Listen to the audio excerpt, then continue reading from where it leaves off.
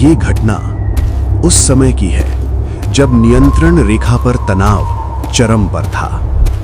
पहाड़ों पर घनी धुंध छाई हुई थी।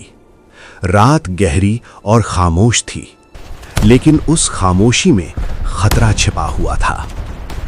भारतीय सेना की एक छोटी टुकड़ी नियमित गश्त पर निकली थी। सब कुछ सामान्य लग रहा था। तभी अचानक गोलियों की आवाज ने सन्नाटे को चीर दिया। चारों ओर अफरा तफरी मच गई। जवाबी कार्रवाई शुरू हुई, लेकिन अंधेरे और धुंध के बीच एक जवान अपने साथियों से अलग पड़ गया। कुछ ही पलों में वो दुश्मन सैनिकों से घिर चुका था। संघर्ष करने की कोशिश की, लेकिन संख्या ज्यादा थी। उसे काबू कर लिया गया। आंखों पर पट्टी बांधी गई, हाथों में हथकड़ी डाली गई और सीमा पार ले जाया गया।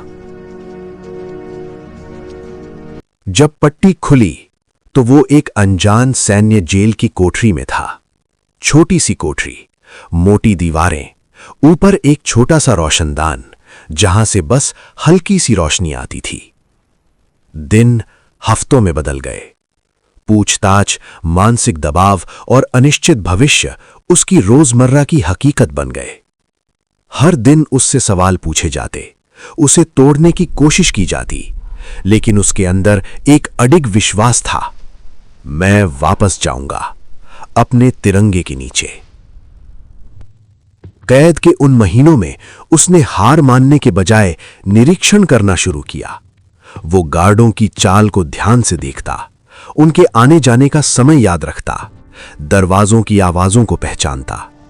उसे पता चला कि हर रात पहरेदारों की ड्यूटी बदलने के बीच कुछ मिनटों का अंतर होता है। वही कुछ मिनट उसकी उम्मीद बन गए। एक रात मौसम अचानक बदल गया। तेज बारिश शुरू हुई। बादलों की गड़गड़ाहट और बिजली की चमक ने पूरे इलाके को हिला दिया। यही वो मौका था जिसका वो इंतजार कर रहा था। उसने कई दिनों से धीरे धीरे अपनी हथकड़ी को कमजोर किया था, और उस रात पूरी ताकत लगाकर उसने खुद को आजाद कर लिया। दिल जोर जोर से धड़क रहा था। बाहर अंधेरा था, लेकिन आज वही अंधेरा उसका साथी था। वो कोठरी से निकला, दीवार की आड़ लेकर आगे बढ़ा। तभी पीछे से हलचल हुई। किसी ने उसे देख लिया था। शोर मचा, गोलियां चली, लेकिन वो रुका नहीं। वो दौड़ता रहा, सिर्फ एक दिशा में, अपने देश की ओर। सीमा तक पहुंचने का रास्ता आसान नहीं था। घने जंगल, ऊंचे पहाड़, ठंडी हवाएं। उसके पास न खाना था न पानी। शरीर कमजोर हो रहा था, लेकिन इरादा मजबूत था। 2 दिन और 2 रातें वो लगातार आगे बढ़ता रहा। हर कदम पर खतरा था, लेकिन उसके मन में सिर्फ एक तस्वीर थी, लहराता हुआ तिरंगा। तीसरे दिन सुबह की पहली किरण के साथ उसे दूर कुछ हलचल दिखाई दी। वो भारतीय चौकी थी। उसकी आंखों में चमक आ गई। आखिरी बची ताकत जुटाकर वो आगे बढ़ा। जैसे ही उसने सीमा पार की, उसके कदम लड़खड़ा गए और वो जमीन पर गिर पड़ा।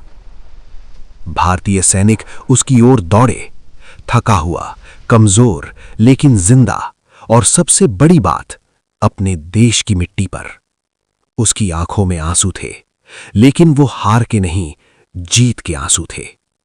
उसने कैद झेली, अत्याचार सहे, लेकिन अपना हौसला नहीं खोया। ये कहानी याद दिलाती है कि भारतीय सैनिक सिर्फ सीमा की रक्षा नहीं करते, वे उम्मीद की भी रक्षा करते हैं। वे गिर सकते हैं, घायल हो सकते हैं, कैद हो सकते हैं, लेकिन उनका हौसला कैद नहीं किया जा सकता, क्योंकि उनके लिए देश सबसे ऊपर है। जय हिंद।